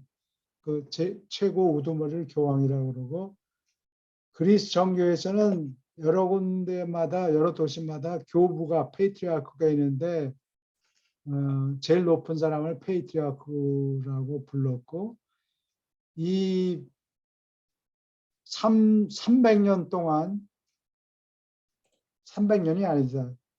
3세기 초까지, 200년이 넘도록 3세기 초까지 유명한 신학자는 다 거기서 나왔는데 그 중에 제일 유명한 사람이 누군가 아리우스가 있고, 그 다음에 아타나시우스라는 신학자가 있는데, 지금 신교에서 그 1년에 한두 번쯤은 이 사도신경을 외워요. 그 사도신경이 그저 낱말 하나쯤 고치고 그 아타나시우스 신경이 있어요. 그거를 그대로 따라서 장사한 지 사흘 만에 장사한 지 사흘 만에 죽으시고 장사한 지 사흘 만에 다시 살아나셨다. 그거 자세히 읽어보면 지옥에 내려가서 죽은 자들을 살리시고 쭉 얘기가 나와요. 유영 선생님, 거기에 가톨릭에 있죠? 사도신경이요? 예. 네, 있어요. 예. 구교에도 사도신경을 그대로 그냥 답습해서 조금 고쳤는데 성부, 성자, 성령, 성령 뭐 그거를 처음에는 성부만 얘기하다가 나중에는 성부 성자까지 집어넣었다 그런 것 같아요. 사도신경에. 그 외에는 무슨 차이가 없다 그래요. 그래서 이 비잔틴 제국이 그 황제 이름이 뭐지? 콘스탄틴 대제가 330년경에 로마의 그 수도를 로마에서 콘스탄티노플로 옮기고 그 다음에 디오클레시안이라는 황제가 이거를 너무 커서 4등분 해가지고 자기가 동로마 제국을 차지하고 나머지 서로마 제국은 맥시미안 네가 거길 다스려라. 근데 그 사람이 콘스탄티우스라는 장군을 밑에 부관으로 그래서 요새 한국말로는 뭐 정제, 부제 이렇게 얘기를 해요. 그런데 이제 나중에 이 밑에 있는 부관들이 싸우다가 나중에 콘스탄티우스가 이기고 그 아들 콘스탄틴 대제가 나중에 다 통합해서 황제가 되죠. 그래가지고 콘스탄티노플로 한 330년경에 옮겼고 그 다음에 이 서로마 제국은 476년에 멸망했는데 동로마 제국은 계속 남아가지고 1000년을 더 버텨요. 1453년에 콘스탄티노플이 이 카톨릭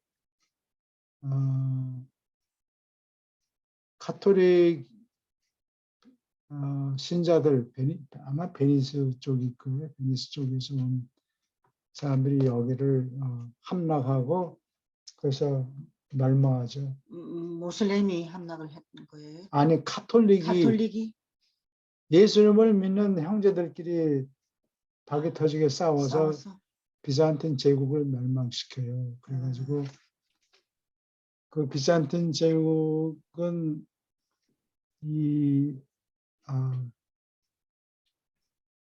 페인트가 잘 발달이 안 돼서 전부 금덩어리 모자이크로 금하고 유리하고 모자이크로 그 예수님의 모습을 그리고 그 콘스탄티노플에 있는 그 아이야 소피아 그리고 블루모스크 이런 데를 전부 모자이크로 만들어 놨죠. 금덩어리를 그냥 새겨가지고. 근데 1204년에 베니스의 상인들이 십자군을 몰아가지고 와가지고서는 다 훔쳐갔지. 네. 네. 훔쳐갔어. 네. 훔쳐가서 이게 어디로 가 있죠? 다 베니스에 있는 그 교회. 피아자 산 마르코 산 마르코 광장에 가면은 그 바실리카 디 산 마르코 바실리카가 바실리카를 세웠는데 거기에 동으로 만든 카포로 만든 그 홀스 베니스에서 저기 콘스탄티노플에서 가져왔고 거기서 훔쳐온 여러 가지 그 귀금속들을 전부 가지고 그 바실리카를 장식했어요. 근데 그것이 절반만 있고 나머지 절반이 독일 어느 섬에 가 있어요. 절반까지는 안 그거는 되고 마가의 유물이. 마가 유물이 되는 거죠. 그래서 이 무슨 얘기를 하려고 요점이 뭐냐? 그리스 사람들이 비잔틴 제국을 1000년이 넘게 유지를 했는데 그 맨 기초에는 누가 있느냐? 로댕이 있다. 로댕이 교육을 잘 시켰기 때문에. 그래 말이야. 로댕은 사람들이 히스토리에는 안 나오는 건데 유래한 책에 있죠. 다른 역사 기록에는 로단이라는 사람 이름이 나오질 않아요. 근데 왜 그랬을까요? 오른손이 하는 것을 왼손이 모르게 하는 그 잘- 손 때문에 그런 거예요. 제자들만 열심히 가르치고 기록을 아무도 하지 않아서 그런 거예요. 기록을 안 해서 그렇다고. 근데 이걸 더 밑에까지 내려가 보면 그리스 사람이잖아요.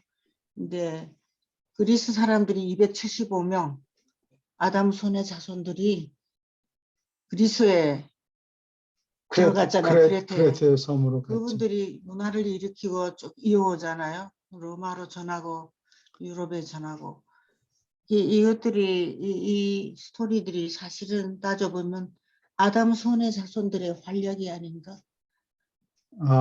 그것도 유전적인 요인도 예. 있지만, 예, 그렇게 볼 수도 있겠네요. 예. 그거가 자꾸 네. 연결이 됩니다. 네, 질문이. 예, 그리스 사람들을 이렇게 교육을 시키지 예. 않았으면 예. 기독교가 사라져 버렸을 거예요. 그렇죠. 예, 그래서 아담의 핏줄이 결국 그런 네.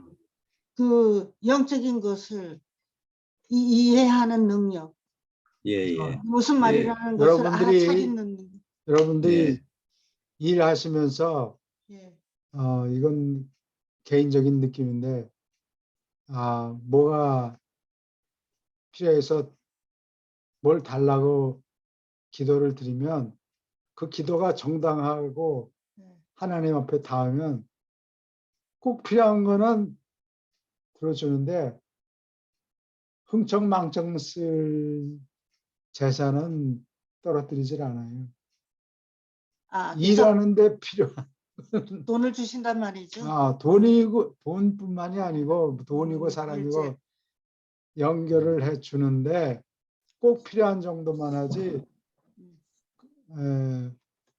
흥청망청 쓰게 돈이 떨어지거나 넘쳐남게. 넘쳐 그렇게 되지는 않아요. 질문 있습니까? 오케이. 다른 질문이 있습니까? 기다려 봅시다. 질문이 예. 많이 나올 것 같은데. 여기 책 내용하고 관계되지 않더라도 없으면 오늘 여기까지 하고 5분 전이니까 예. 오늘 여기서 마치고 예. 다음 주에는 일다가 판명하는 오늘 뭘 잘못했나. 다른 이유다 말이죠. 예. 이건 안목이 짧아서 그래요. 당장 예. 예수님의 제자로서 활약할 수 있는 기회를 놓치고 당장 무엇을 받아내려고 그러니까 문제가 생깁니다. 물질적인데 마음이 많이 기울어 있었던 것 물질적인 같아요. 것뿐만이 아니라 네. 그 앞을 내다보고 네. 과거를 뒤다보고 이런 그 안목이 플래닝 호라이즌이라고 그래요. 영어로는. 플래닝 호라이즌. 플래닝 호라이즌이 오늘만 또 젊은 아이들은 당장 배고프니까 당장 내놔.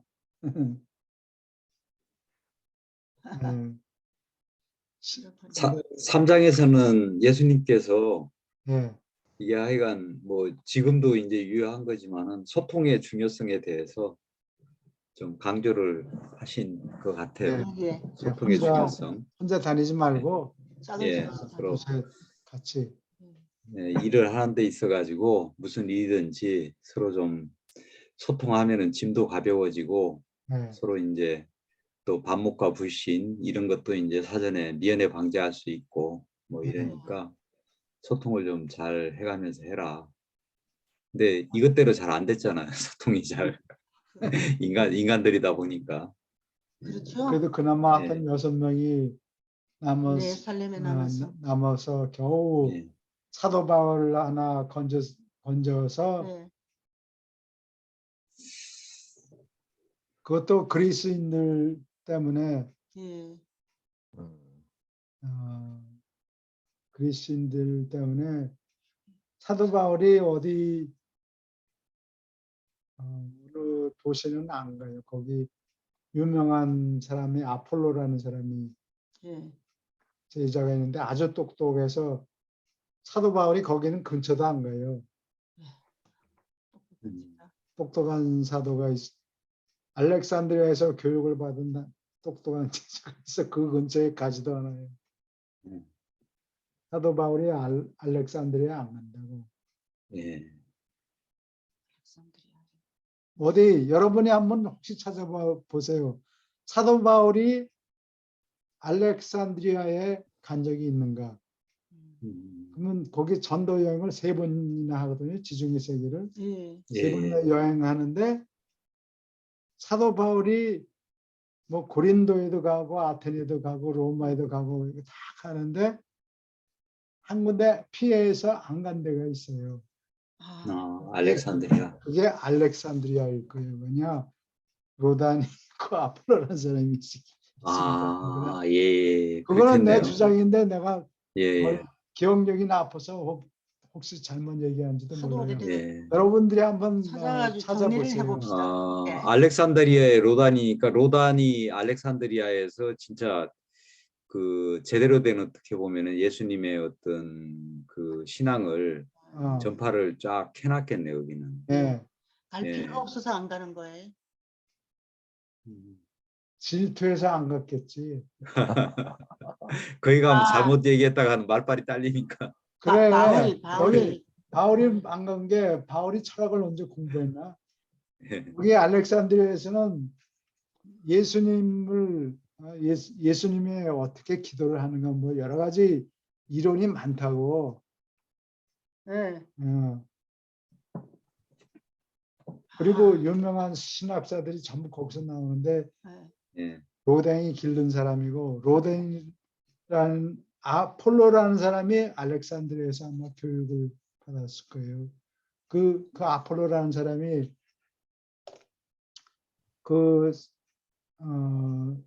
바울이 쓴 편지에 보면 너는 누구 파냐 뭐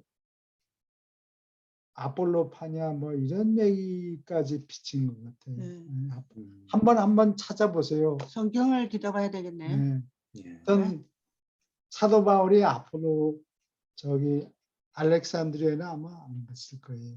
그래요? 당시에는 그 알렉산드리아가 예, 하여간 지적인 중심이었던 것 같아요, 보니까. 예, 그래요. 제일 큰 거기에는 도서관이 정말 대단한 분들이 예. 로단 같이 대단한 분들이 정말 많았던 것 같아요. 그 가장 큰 도서관이 있었고 지적인 예. 분들이 학교가 따로 없고 여기에서 말씀을 전하고 그랬던 것이 아닌 비잔틴 제국의 뿌리가 알렉산드리아 알렉산드리아에 로단이 뿌린 게 아니냐. 그 추측을 오케이. 합니까? 그게 추측이지. 예. 증거는 없어요. 이제 역사적인 기록이 그건 내가 한 20년 전에 찾아낸 건데 지금은 자료가 아마 더 인터넷에 올라와 있을지 몰라요. 교수님의 그 추론이 굉장히 합리적인 것 같은데요. 황당할 추론일 수도 있고. 합리적인 것 같아요. 네. 어느 왕조나 예. 이게 조선 시대에도 마찬가지고 조선 시대도 조선 시대 이제 권근 정도전 이런 그 세 명의 이게 그 국가의 어떤 틀을 만든 철학자들이 있었잖아요. 그렇듯이 그런 로달의 철학 정도면은 그렇죠? 그 부족함이 없죠. 네. 근데 이름이 남아 있지 않은 게 참 신기하죠. 오케이. 자, 질문이 있습니까? 금방 오케이. 5분 동안에 한 얘기가 상당히 의미가 깊습니다. 네, 오케이. 지나칠 수도 있었는데. 예. 갑자기 또 예. 그 생각이 그래 나서. 말이야. 예. 자, 감사합니다. 예, 수고하셨습니다. 감사합니다. 감사합니다. 봬요. 네. 예. 감사합니다. 늘 인사를 해.